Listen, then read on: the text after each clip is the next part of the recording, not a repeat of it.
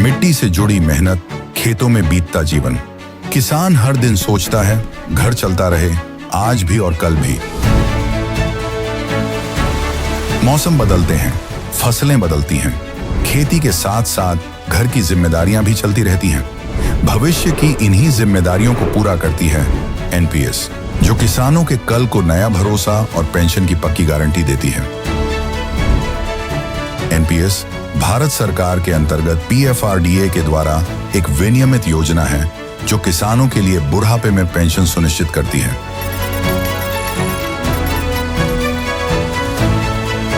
NPS खाता खोलने के लिए अपने नजदीकी सीएससी से संपर्क करें या 1800-1107-08 पर कॉल करें। पेंशन की पक्की गारंटी के लिए एनपीएस जरूरी है। तू माझ्याकडे काय पाहतोयस या क्षुल्लक कारणानं शाब्दिक वाद सुरू झाला आणि अल्पवयीन मुलाचा जीव घेतला।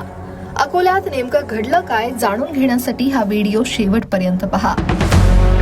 बुधवारी 18 मार्चच्या रात्री सुमारे 11 वाजण्याच्या सुमारास अकोला शहरातील डाबकी रोड परिसरातील एका चहा टपरीवर काही युवकांमध्ये किरकोळ कारणावरून वाद झाला।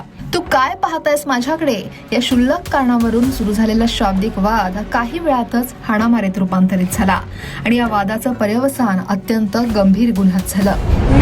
3 युवकांनी मिळून एका 17 वर्षीय अल्पवयीन मुलाला बेदम मारहाण केली आणि त्याच्यावर धारदार शस्त्रानं वार सुद्धा केले।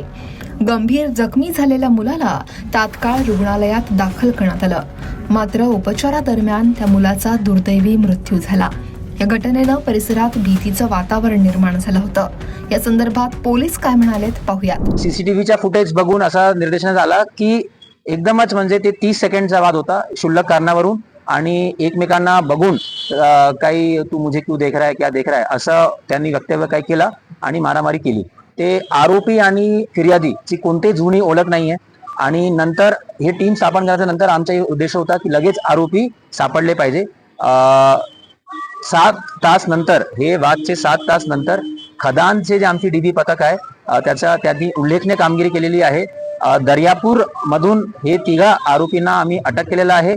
आरोपींनी रात्री रिदोराला गेले, नंतर बालापूरला गेले। बालापूरला मध्ये पण आमची नाकाबंदी होती, नंतर अमरावतीला पळून जाण्याचा त्यांनी प्रयत्न केला, टोलवर पण आमची नाकाबंदी होती। सकाळी गोपनीय माहिती आणि तांत्रिक विश्लेषण करून ते मध्य प्रदेशला पळून जाण्याचा प्रयत्न करत होते।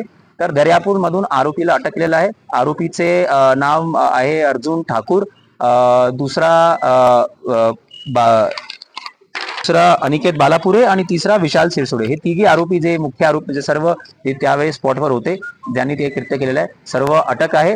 त्याच्यानंतर आम्ही आमचं इन्व्हेस्टिगेशन प्रोफेशनल रित्याने करणार। त्याच्यामध्ये सर्व ई साक्ष्य, मोबाईल फॉरेन्सिक व्हॅन सर्व प्रोफेशनल रित्याने याचं इन्व्हेस्टिगेशन होणार आणि असं पण डिसिजन घेतलेलं आहे की याचा तपास आयपीएस दर्जाचे अधिकारी जे नवीन आलेले आयपीएस प्रोफेशनल ते करणार आहे आणि याच्या नंतर जे काही पीसीआर वगैरे आहे याची माहिती आपल्याला नंतर देण्यात येईल। या धक्कादायक घटनेनंतर डाबकी रोड पोलीस ठाण्यात तात्काळ गुन्हा दाखल करण्यात आला। घटनेचं गांभीर्य लक्षात घेत वरिष्ठ अधिकाऱ्यांच्या मार्गदर्शनाखाली अकोला पोलिसांनी विशेष पथकं तयार केली आणि तातडीनं तपास सुरू केला। तांत्रिक तपास आणि गोपनीय माहितीच्या आधारे पोलिसांनी चक्र वेगानं सूत्र फिरवली। अवघ्या 7 तासात खदान पोलिसांनी या गुन्ह्यातील 3 आरोपींना दर्यापूर इथून अटक केली। हे आरोपी मध्य प्रदेशकडे पळून जाण्याच्या तयारीत होते, मात्र त्यापूर्वीच पोलिसांनी त्यांना ताब्यात घेऊन त्यांची पळून जाण्याची योजना हाणून पाडली। अकोल्याहून प्रज्ञानंद थोरातसह ब्युरो रिपोर्ट, लोकमत.com।